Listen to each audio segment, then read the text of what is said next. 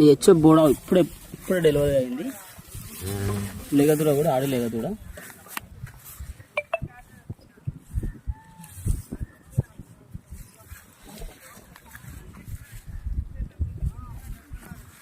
యావ వచ్చేసి ప్రజెంట్ 6 పళ్ళతో ఉంది.